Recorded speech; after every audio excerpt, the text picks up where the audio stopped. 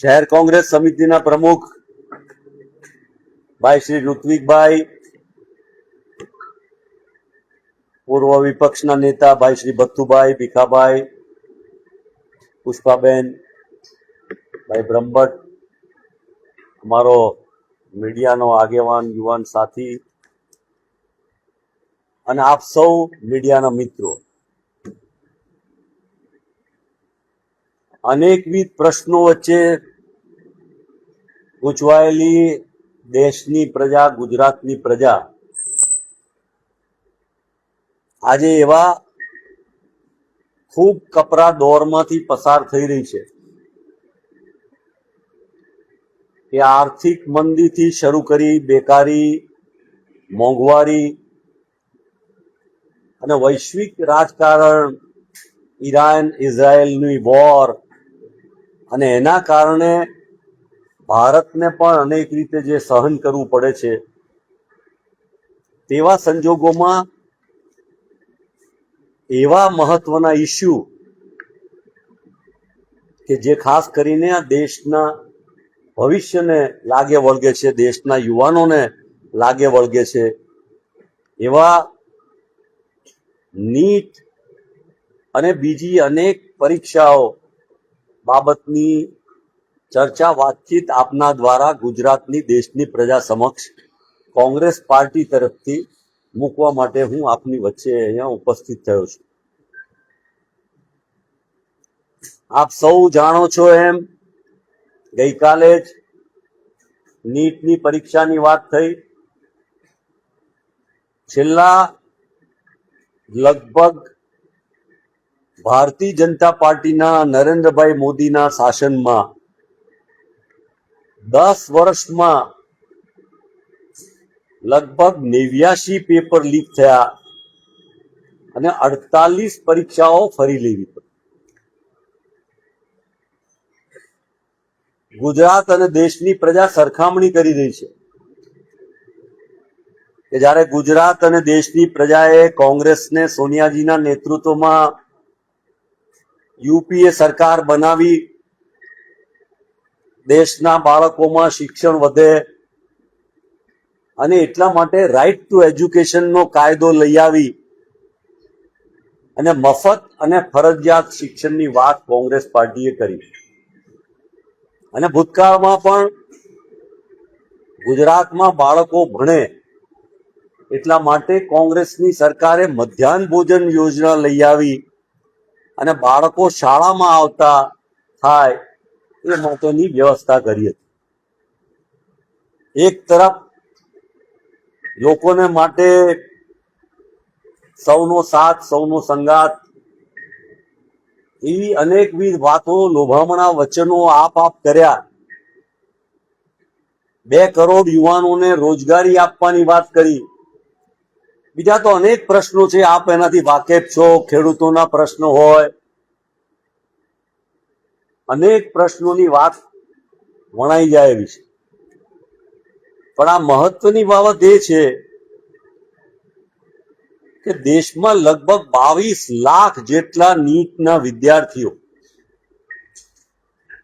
અને એ વિદ્યાર્થીઓ એનું ભવિષ્ય, અને એ ભવિષ્યમાં તમે ગણતરી કરો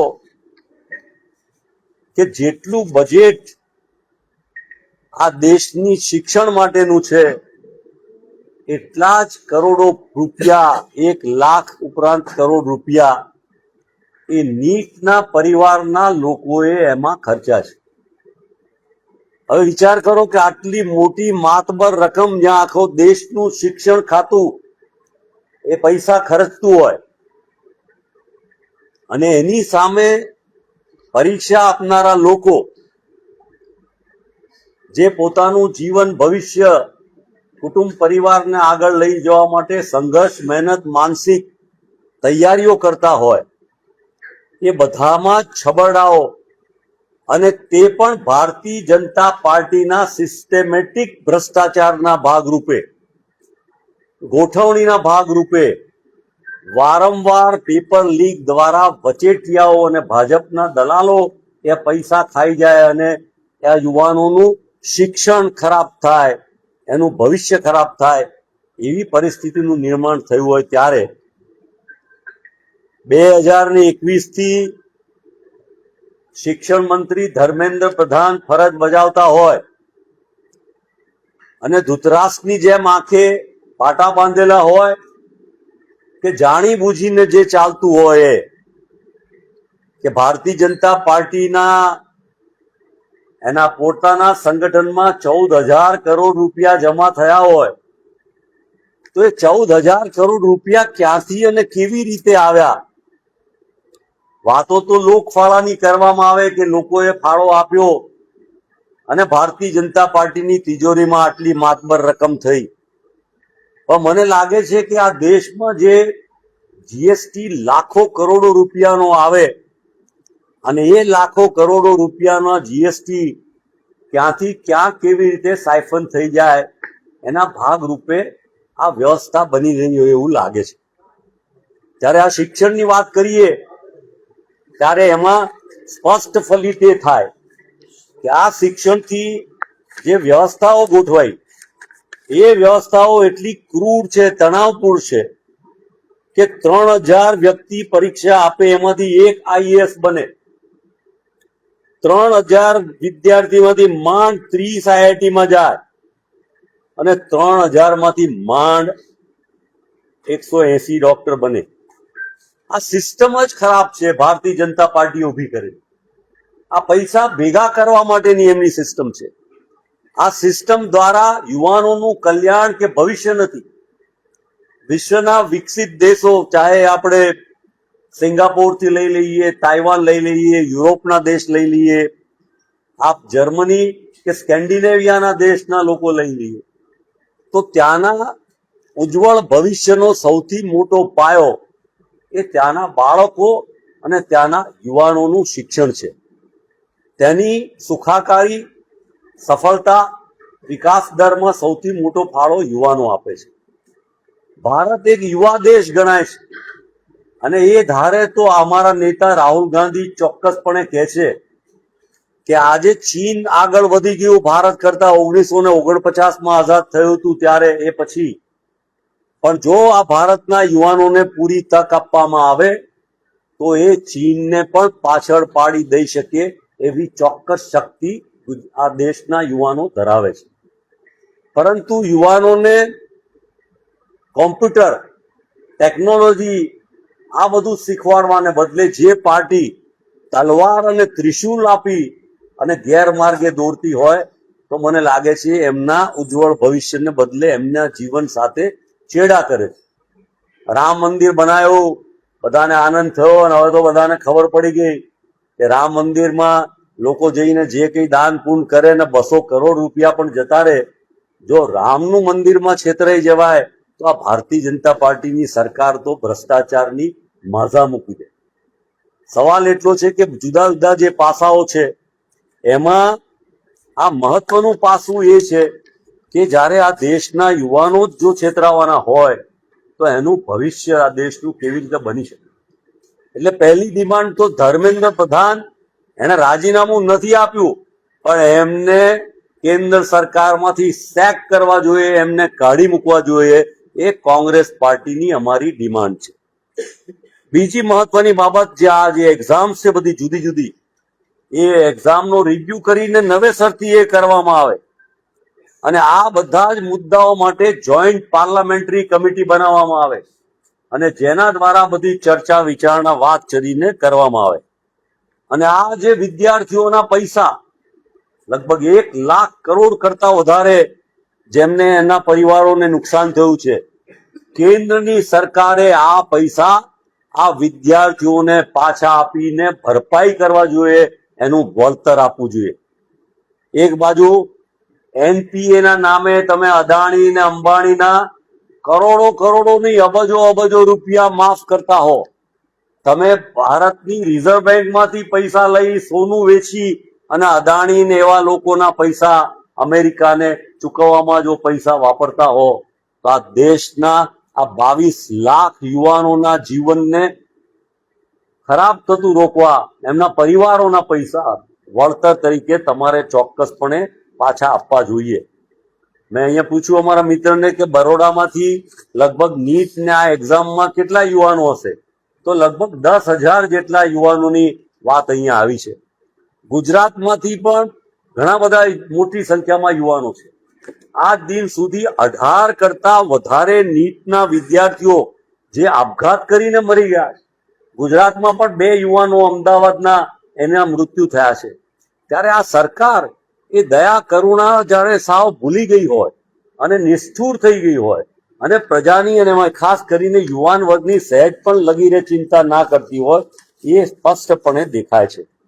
ત્યારે આપણે સૌ સમાજના નાગરિકો તરીકે અને મીડિયા તરીકે મારી આપના થકી ખાસ વિનંતી છે કે અનેકવિધ બીજી પોલિટિકલ વાતો હોય, એ પોલિટિકલ વાતને તમે કોંગ્રેસ પાર્ટીના પ્રવક્તા કે આગેવાન તરીકે ભલે અમને ગણો કે ના ગણો, ના સાંભળો કે એને ધ્યાન પર લો કે ના લો, પણ જ્યારે આ ગુજરાત અને દેશના યુવાનોની બાબતની ચિંતા છે અને શિક્ષણની જે સૌથી મોટી ચિંતા છે, જેને માટે એક બહુ જ મોટી ચેલેન્જ ઊભી થઈ છે, એ ચેલેન્જમાં તમે માનો કે સાથ આપી અને એક જાગૃતિનું વાતાવરણ સમગ્ર ગુજરાતમાં તૈયાર થાય અને એ દ્વારા આ જે સરકાર આંધળી અને બહેરી છે એ યુવાનોની તરફ જોવે અને એના ભવિષ્ય તરફ જોવે અને એનું ભવિષ્ય બગડે નહીં એની ચિંતા કરે અને એમને વળતર આપે અને સૌથી પહેલું આ શિક્ષણ મંત્રી ધર્મેન્દ્ર પ્રધાનને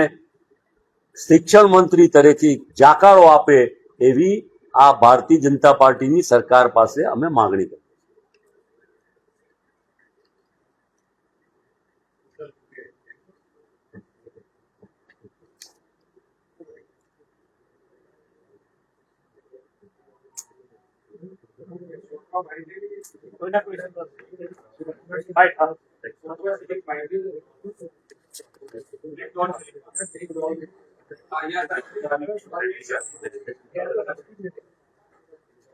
જે પ્રકારે નીટમાં છેલ્લા 10 વર્ષથી ભારતીય જનતા પાર્ટીની સરકારમાં ગોટાળા થાય છે, ત્યારે નીટમાં વિદ્યાર્થીઓ યુવાનોને થયેલા નુકસાનનું વળતર એમને મળવું જોઈએ. બીજું, કેન્દ્રના શિક્ષણ મંત્રીને એમણે રાજીનામું ન આપ્યું ત્યારે તાત્કાલિક ધોરણે એમને બરતરફ કરવા જોઈએ. ભવિષ્યમાં આ પ્રકારની પરીક્ષાઓ દ્વારા દેશનું યુવાધન નકામું ના જાય અને આ દેશનું યુવાધન આ દેશના વિકાસમાં ફાળો આપે એવી શિક્ષણ પદ્ધતિ માટે પાર્લામેન્ટની જોઈન્ટ કમિટી રચવામાં આવે અને એના દ્વારા નિર્ણયો કરવામાં. કોંગ્રેસે આપે જે મેં પહેલા જ કીધું કે યુપીએની સરકારમાં સૌથી પહેલા આ દેશમાં શિક્ષણનો વ્યાપ વધે. ગુજરાતનું શિક્ષણ એ એવરેજ કરતા નીચે છે, એનું ઉચ્ચ શિક્ષણ પણ નીચે છે, પ્રાથમિક શિક્ષણ પણ નીચે છે. પણ એટલે જ યુપીએ કોંગ્રેસમાં સોનિયાજીની સરકારે રાઇટ ટુ એજ્યુકેશન દ્વારા મફત અને ફરજિયાત શિક્ષણની જોગવાઈ કરી હતી અને ઉચ્ચ શિક્ષણ માટે પણ બજેટમાં વધારે પ્રાવધાન આપી અને વ્યાપક ધોરણે જેમ વિશ્વના દેશોમાં શિક્ષણ દ્વારા રોજગારી અને દેશની પ્રગતિને વિકાસમાં ફાળો આપવામાં આવે એવા શિક્ષણને મહત્વ આપવામાં આવે એ માટેનો કોંગ્રેસનો પ્રયત્ન રહેશે.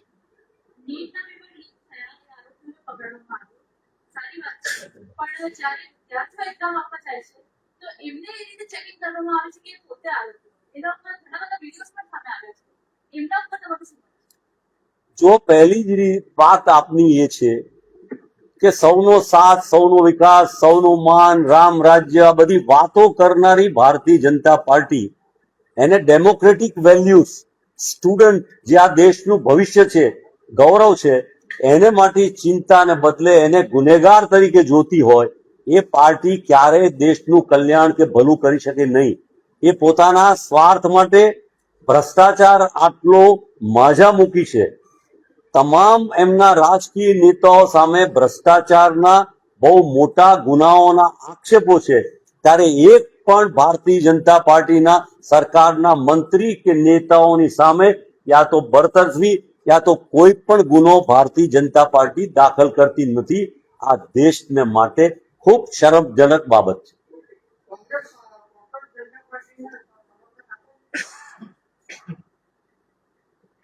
હવે આ નવી વાત જે ઊભી થઈ છે, કોંગ્રેસ એવી પાર્ટી છે કે જેને બધાએ સમર્થન દેશની પ્રજાનું મળશે, એટલે બધાનું સમર્થન મળશે.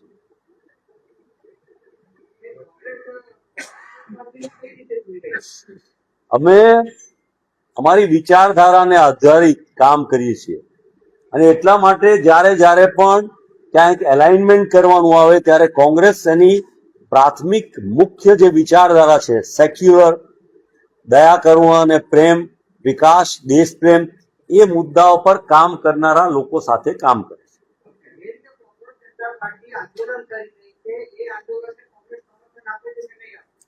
કોંગ્રેસ પાર્ટી પોતે જ આ બધામાં સૌથી આગળ છે.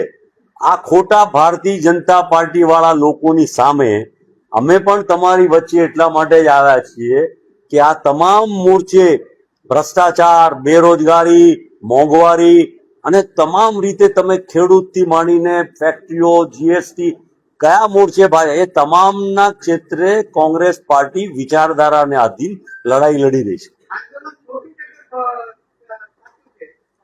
જે લોકો પ્રજાને માટે લડતા હોય એ સારી બાબત છે, પ્રજાના હિતમાં, પ્રજાના કલ્યાણ માટે. અમે કોઈ રાજકીય લડાઈ અત્યારે લડતા નથી. આ નીટની વાત, આ દેશના યુવાનોની ચિંતા કરીએ. જેમ લેડી પત્રકાર મિત્ર મીડિયાએ પૂછ્યું કે એમને ચોર અને ગુનેગાર તરીકે જોતી હોય ભારતીય જનતા પાર્ટી, તો એવી પાર્ટી આ દેશનું ધનોત કરી નાખશે.